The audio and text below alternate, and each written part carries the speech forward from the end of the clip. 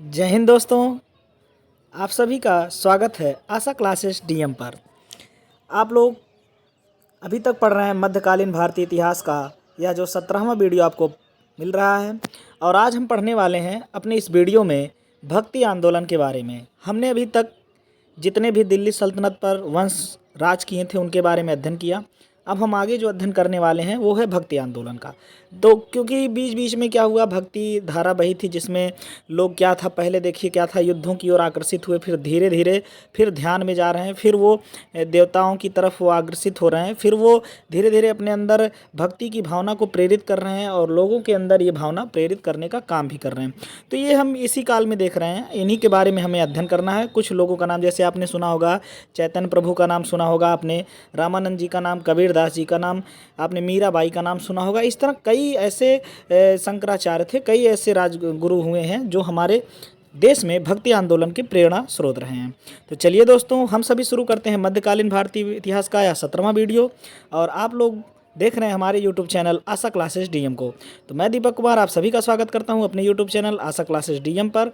आप लोगों का बस इतना ही काम है, मेरे इस चैनल को ज़्यादा से ज़्यादा लोगों तक शेयर करिए और उनसे सब्सक्राइब करवाइए ताकि और अच्छी अच्छी वीडियो आप सभी को मिलती रहे। तो चलिए आज शुरू करते हैं अपना यह वीडियो।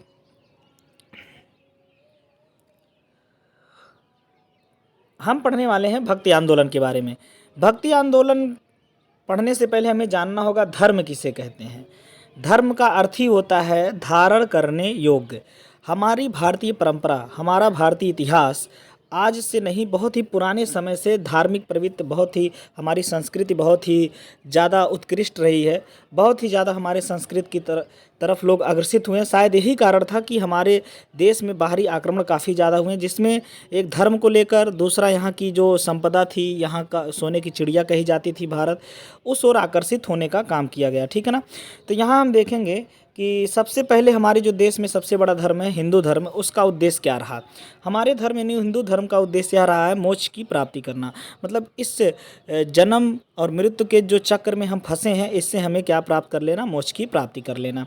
मोक्ष प्राप्ति करने के कई मार्ग अपनाए गए थे, जिसमें एक कर्म का मार्ग था। आदमी कर्म, अपने अच्छे कर्म करके मोक्ष की प्राप्ति कर सकता है। ज्ञान अर्जित करके, जैसे बौद्ध धर्म में आप देखेंगे इन्होंने कहा कि ज्ञान अगर इंसान ले लेता है तो वह मोक्ष की प्राप्ति कर लेता है। ठीक है ना। एक लास्ट था जो था भक्ति। भक्ति के आप भगवान की भक्ति में डूब जाइए और इसी भक्ति के माध्यम से आप मोक्ष की प्राप्ति कर सकते हैं, ऐसा कई गुरुओं का मानना था। ठीक है ना। भक्ति किसे कहेंगे? भक्ति का अर्थ होता है ईश्वर के प्रति प्रार्थना करना या समर्पण करना, ईश्वर की आराधना करना, उनकी पूजा करना, यही थी भक्ति। जिसके दो धाराएं बटी थीं उस समय प्राचीन काल में। दो धाराएं थी भक्ति के मार्ग को अपनाने की, जिसमें एक धारा थी सगुण भक्ति और दूसरी धारा थी निर्गुण भक्ति। आप लोग हिंदी के चैप्टरों में भी इसे शायद पढ़े होंगे, यहाँ भी सेम वैसे हैं, लेकिन यहाँ पे हमें उतना ज़्यादा अध्ययन नहीं करना। यहाँ केवल कुछ नाम और उनके बारे में जानकारी लेनी है बस। ठीक है ना। तो सगुण भक्ति धारा में दो शाखाएँ बनी थी, जिसमें एक रामाश्रयी और एक कृष्णश्रयी। सगुण का अर्थ ये होता है कि जिसमें एक साकार हो, ईश्वर का क्या हो, एक साकार हो, एक आकृति हो। उसमें से कुछ लोग थे जो राम को मानते थे, जो प्रभु श्री राम जी को मानते थे, और उसमें से कुछ लोग थे जो श्री कृष्ण जी को मानते थे, जो उनको अपना आदर्श मानते थे। ठीक है ना। और निर्गुण भक्ति धारा क्या थी? जिसमें भगवान के साकार को नहीं कोई मानता था, मतलब कोई इनकी आकृति नहीं, ऐसा मतलब ईश्वर आदि हैं, अनंत हैं, उनमें कोई आकार नहीं है, वो एक विकराल हैं। ठीक है ना। तो इनको मानने का काम कौन किए थे? निर्गुण भक्ति के लोग। इनमें भी आपने नाम सुना होगा, प्रेमाश्रयी थे और ज्ञानाश्रयी थे। दो नाम आपने सुना होगा, हिंदी में आपने पढ़ा होगा, प्रेमाश्रयी और ज्ञानाश्रयी। जो प्रेम के प्रति मार्ग प्राप्त करते थे भगवान को पाने के लिए, वो प्रेमाश्रयी में जाते थे, और जो ज्ञान के माध्यम से भगवान को पाने की कल्पना करते थे वो ज्ञानाश्रयी में जाते थे। ठीक है ना। तो निर्गुण भक्ति धारा की भी दो शाखाएं थी। एक शाखा थी प्रेमाश्रयी और एक कौन थी? ज्ञानाश्रयी। ठीक है ना, याद रखिएगा। हालांकि यहाँ लिखा नहीं है लेकिन मैं बता दे रहा हूँ आपको। भक्ति आंदोलन का प्रारंभ अगर हम देखेंगे तो दक्षिण भारत में 8वीं शताब्दी में शंकराचार्य जी ने किया था। 8वीं शताब्दी की ईस्वी में अद्वैतवाद के जनक जो थे, अद्वैतवाद के जनक माने जाते हैं शंकराचार्य जी, इन्होंने ही शुरू किया था भक्ति आंदोलन दक्षिण भारत में। ठीक है ना। इस आंदोलन का विस्तार दो धर्म का विस्तार हुआ। दो धर्म को मानने वाले लोग आए, अलवार और नैनार। अलवार वो होते थे जो विष्णु जी की उपासना करते थे, जिन्हें आप वैष्णव धर्म के लोग भी कह सकते हैं, और नैनार वो थे जो शिव जी की उपासना करते थे, जिन्हें आप शैव धर्म में लेते हैं। ठीक है ना। आगे देखते हैं। अलवर संतों में कितने संत थे? 12 संत हुए थे। जो अलवर यानी विष्णु जी की उपासना करने वाले संतों में जो जाने जाते थे वो 12 संत। कितने संत जाने जाते थे? 12, जिसमें से हमने आपको 4 नाम यहाँ दिया है जो प्रमुख हैं। जैसे नम्मालवर, ये थे, रचना इन्होंने किया था चतुर्वेद की।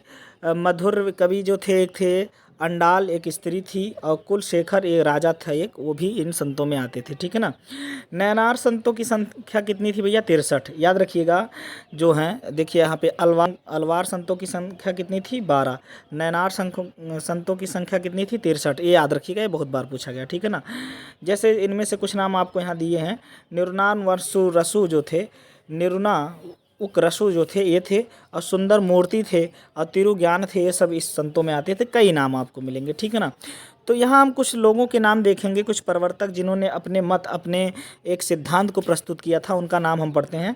जैसे आपने शंकराचार्य का भी मैंने बताया, अद्वैतवाद के जनक माने जाते हैं। कौन? शंकराचार्य। माधवाचार्य किसके जनक माने जाते हैं? द्वैतवाद के। निम्बकाचार्य किसके जनक माने जाते हैं? द्वैताद्वैत, मतलब द्वैत और अद्वैत दोनों वाद के जनक माने जाते हैं। वल्लभाचार्य किसके जनक माने जाते हैं? शुद्ध अद्वैतवाद के जनक थे वल्लभाचार्य। रामानुजाचार्य किसके थे? विशिष्ट अद्वैत को मानते थे, विशिष्ट अद्वैतवाद के जनक माने जाते हैं। या आप स्क्रीनशॉट मार लीजिएगा, बहुत बार पूछेगा यहाँ से क्वेश्चन, ठीक है ना, इसको आप लोग कर लीजिएगा। चलिए, सबसे पहले हम पढ़ेंगे शंकराचार्य जी के बारे में। जो इनका मूल नाम है वो शंकर मिलता है, और यहाँ सिक्किम और असम के प्रांतों की ओर इन्होंने ज़्यादा प्रचार प्रसार किया था। वैसे तो दक्षिण भारत में ये ज़्यादा सक्रिय थे। पूरे भारत में इन्होंने कई भ्रमण किए, और पूरे भारत में इन्होंने धार्मिक आंदोलन को बढ़ाने का प्रयास किया था। और इनके जन्म के बारे में कहा जाता है, यह केरल में कलाड़ी एक स्थान है वहाँ पे, केरल में, वहाँ पे इन्होंने जन्म लिया था। और इनकी मृत्यु के बारे में पता चलता है केदारनाथ उत्तराखंड। अब देखिए, केदारनाथ उत्तराखंड इसलिए मैं आपको बता रहा हूँ, इनकी मृत्यु वहाँ हुई थी, इसीलिए केदारनाथ में इनकी मूर्ति बनी है। आप लोग देखेंगे अभी जस्ट कुछ दिन पहले ही प्रधानमंत्री मोदी जी ने इनके जो डैमेज हो गया था मूर्ति, उसका अनावरण करने के लिए गए थे, और उसको जो क्षतिग्रस्त हुआ था उसको बनवा के फिर से उसका अनावरण किया गया था भूकंप आने से, ठीक है ना, क्षतिग्रस्त हुआ था। तो शंकराचार्य जी की मूर्ति थी, काफ़ी चर्चा के विषय बने थे। तो भक्ति आंदोलन के जनक के रूप में कौन जाने जाते हैं? शंकराचार्य। इन्होंने 4 मठों की स्थापना की थी। इन्होंने पूरे भारत में 4 मठ बनाए। ज्योतिर्पीठ जो बनाया था बद्रीनाथ में बनाया था। गोवर्धन पीठ पूरी उड़ीसा में आप लोग जानते हैं। बद्रीनाथ कहाँ पे आपका है? उत्तराखंड में, आप लोग जानते हैं। शारदा पीठ इन्होंने द्वारिका यानी गुजरात में बनाई थी। कहाँ पे बनाई थी? गुजरात में, द्वारिका में। और श्रृंगेरी पीठ जो इन्होंने बनाई थी मैसूर कहाँ? कर्नाटक में। इन सब क्षेत्रों में इन्होंने 4 मठों का निर्माण किया था। और शंकराचार्य जी के ही प्रयासों से ही पूरे भारत में जो 12 ज्योतिर्लिंगों की पूजा की जाती है, आप लोगों ने सुना होगा, शंकर जी के 12 ज्योतिर्लिंग हैं पूरे भारत में। जैसे आपने काशी विश्वनाथ का नाम सुना है, सोमनाथ मंदिर का नाम सुना है। तो ये ज्योतिर्लिंगों की बात की जाए, पूरे भारत में 12 ज्योतिर्लिंग हैं। कितने हैं? 12। और इन सभी की स्थापना का पूरा श्रेय किसको जाता है? शंकराचार्य जी को, ठीक है ना, याद रखिएगा। आगे हैं रामानुजाचार्य। रामानुजाचार्य को अभी मैंने बताया था द्वैतवाद के जनक थे। ये इन्होंने द्वैतवाद के जनक थे रामानुजाचार्य, और इन्होंने आंध्र प्रदेश में जन्म लिया था, और सगुण भक्ति धारा में जुड़े थे, वैष्णव धर्म को मानते थे, विष्णु जी की उपासना करते थे। इन्हीं के जो थे शिष्य थे, आपने सुना होगा कबीरदास जी थे। कौन थे? कबीरदास जी रामानुजाचार्य के थे। रामानुजाचार्य के ही क्या थे? वो शिष्य थे।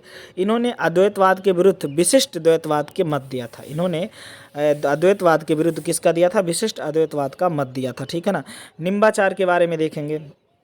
निम्बाचार्य का जन्म कहाँ हुआ था? मद्रास में। निम्बकाचार्य का जन्म मद्रास में हुआ था। और यह सनक संप्रदाय के जो सनक आपने नाम सुना होगा, कई बार आपने सुना होगा, सनक संप्रदाय, उसके जनक कौन माने जाते हैं?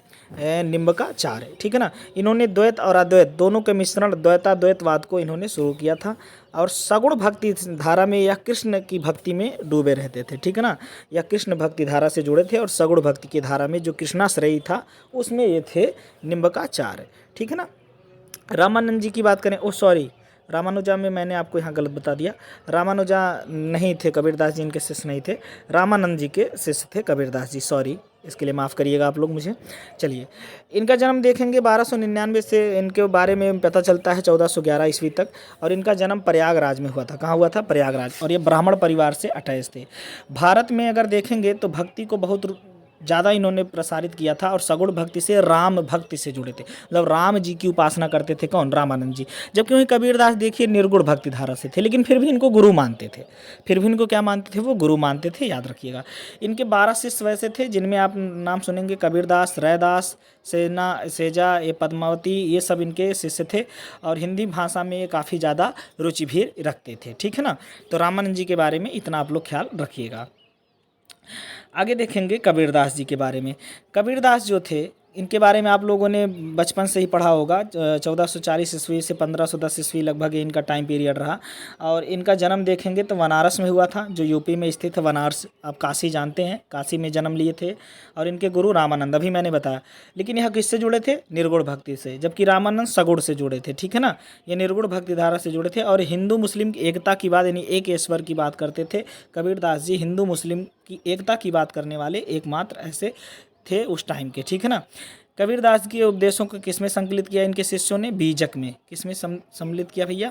बीजक में। और बीजक में इन्होंने 3 रचनाएं थी, साखी, सबद, रमैनी। साखी, सबद, रमैनी आप लोगों ने पढ़ा भी होगा बहुत बार। साखी, सबद, रमैनी यह इनके बीजक का संकलन था। ठीक है ना। इनके शिष्य कौन थे? दादू और कमाल और कमाली। कमाल और कमाली इनके पुत्र भी थे, पुत्र और पुत्री। कमाल इनके पुत्र और कमाली इनकी पुत्री। दादू भी इनसे जुड़े थे। तो कबीरदास जी के बारे में ये था। ठीक है। तो ये भक्ति आंदोलन की शुरुआत है भारत में। आप लोग इन्हीं के बारे में थोड़ा थोड़ा अध्ययन करेंगे। आज हम इतना ही रखते हैं, कल जितने और लोग बचे हैं उनके बारे में अध्ययन करेंगे। तो दोस्तों कैसा लगा मेरा वीडियो आप लोग ज़रूर बताइएगा। आप लोग शेयर प्लीज़ करिए, प्लीज़ जितना हो सके उतना शेयर करिए और सब्सक्राइब करवाते रहिए। ठीक है ना। बस आपका इतना काम है, बाकी सारा काम मेरा है। आपको अच्छा अच्छा वीडियो मिलता रहेगा। तो चलिए दोस्तों, हम लोग रखते हैं आज तक यहीं अपना कोर्स, आगे हम देखेंगे कल। और आप लोग सपोर्ट करते रहिए, आपका प्यार बना रहे और खुश रहिए, स्वस्थ रहिए और हमारे यूट्यूब चैनल पर बने रहिए। धन्यवाद दोस्तों। जय हिंद, जय श्री राम, जय भारत।